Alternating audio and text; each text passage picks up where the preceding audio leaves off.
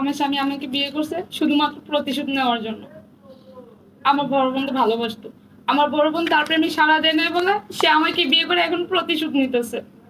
আচ্ছা, এই যে আপু আপনি বললেন যে আপনার বড় বোনকে বিয়ে করতে চাইছিল আপনার হাজবেন্ড। তো আপনার বড় বোনকে বিয়ে করলো না কেন? মানে কেন বিয়েটা করলো না? আমার বড় বোন তার কাছে আসেনি। মানে আপনার বড় বোন কি বিয়েতে রাজি ছিল না আপনার হাজবেন্ডের সাথে? জি না, আমার বড় বোনই আমার হাজবেন্ডে ঠকাইছে। আচ্ছা, আপনার বড় বোন আপনার হাজবেন্ডকে ঠকাইছে। তার মানে কি আপনার হাজবেন্ড কি আপনার বড় বোনের সাথে কি প্রেম ভালোবাসা এরকম কিছু ছিল? হ্যাঁ ছিল, আমার বড় বোনের সাথে প্রেম ভালোবাসা ছিল। বড় বোন রাজি না হওয়াতে বাবা মা অন্য জায়গায় বিয়ে দিয়ে দিছে, এখন সে আমাকে বিয়ে করে সেই প্রতিশোধ নিতেছে। আচ্ছা, এই যে আপনার উপর মানে এখন কি করতেছে আপনার হাজবেন্ড আপনার সাথে কি করতেছে? আপনি যেভাবে কান্নাকাটি করে আমাদের ক্যামেরার সামনে এরকম করতেছেন না আসলে। এই সারাক্ষণ আমার সাথে খারাপ ব্যবহার করে, কথায় কথায় ঝাড়ি দিয়ে কথা বলে, গায়েও হাত তুলে।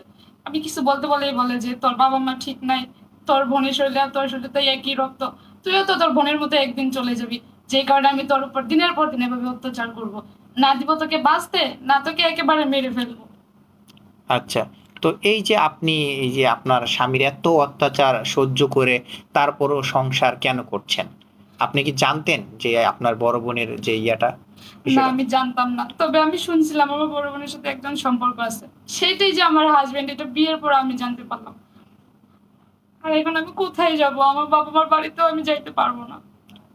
আসলে এই বিষয়টা কি আপনার ফ্যামিলিতে জানিয়েছেন কিনা যে? এখন আমার ফ্যামিলি সবাই জেনে গেছে। এখন জানছে। জি। তো এখন তারা মানে কি কি চাচ্ছে আর কি?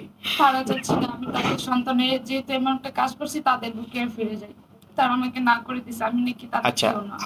বিয়েটা কি আপনার পরিবার থেকে দিয়েছে আপনাকে নাকি আপনি? না, আমার হাজবেন্ডের সাথে আমার হয়েছে।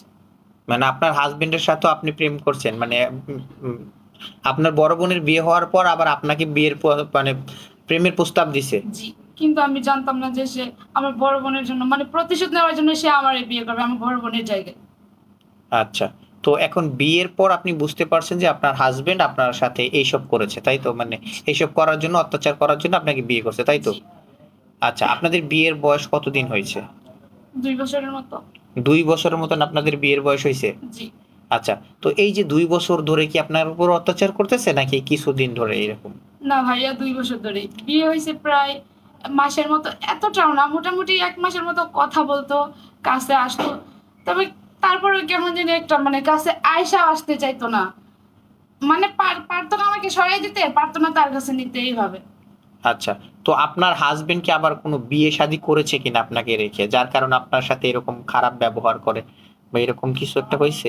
ভাইয়া আমি স্বামী বিয়ে সাথে করছি কিনা সেই ব্যাপারে আমি জানি না, তবে সে অনেক সময় বাহির থেকে নেশা মেশা করে আসে, অনেক আজে বাজে কথা বলে, যখন আমি কিছু বলতে চাই তখনই আমার গায়ে হাত তুলে আর বলে, আমার উল্টো পাল্টা বকা দেয়, খাঙ্কির বাচ্চা কথা বলবি না, শুয়ারের বাচ্চা কথা বলবি না, একেবারে মেরে ফেলবো।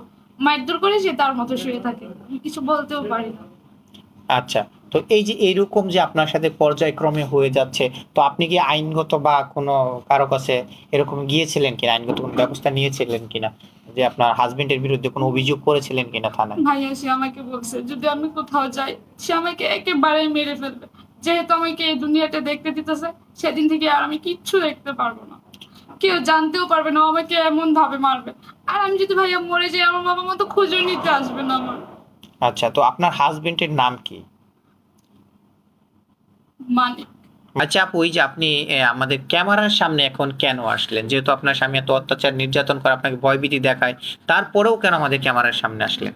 ভাইয়া আমি না পারতেছি মনের কথা কারো কাছে বলতে, না পারতেছি বাঁচতে, না পারতেছি, মানে কি করবো আমি বুঝতে পারতেছি না, আমি এখান থেকে একটু মুক্তি চাই ভাইয়া, হয়তো আমাকে রাখবে, নয়তো আমাকে ছেড়ে দিবে, না আমি সত্যি আত্মহত্যা করে মরে যাব, আমি এই জীবন নিয়ে আর বাঁচতে চাই না।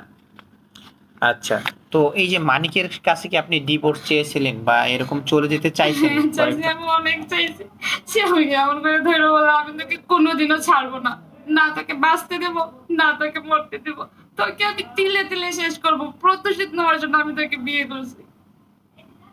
আচ্ছা, তো এখানে আমার কি অপরাধ ভাইয়া? আমি ওর সাথে কি করছি? ও কেন আমার জীবনটা নিয়ে এমন করতেছে? আচ্ছা, তার মানে আপনি মুক্তি চাচ্ছেন মানিকের কাছ থেকে তাই তো? জি ভাইয়া, আমি ওর কাছ থেকে মুক্তি চাই। আচ্ছা, আচ্ছা, আমার মনে হচ্ছে আপনি মনে হয় মেকআপ করে আমাদের ক্যামেরার সামনে আসছেন। আসলে কি আপনি মেকআপ করে আসছেন নাকি আপনার ফেসটা এরকম? আমার ফেসটা এরকম ভাইয়া। ফেসটা এরকম? এই মুহূর্তে আমার মনে কোনো শান্তি নেই, তাছাড়া মেকআপ আমার ভালো লাগে না ভাইয়া। আমার কোনো কিছুতে ভালো লাগে না, না খাইতে, না বসতে, না শুইতে। কি করবো, আমার জন্য এই দুনিয়াটাই কেমন এখন আজব আজব লাগে ভাইয়া।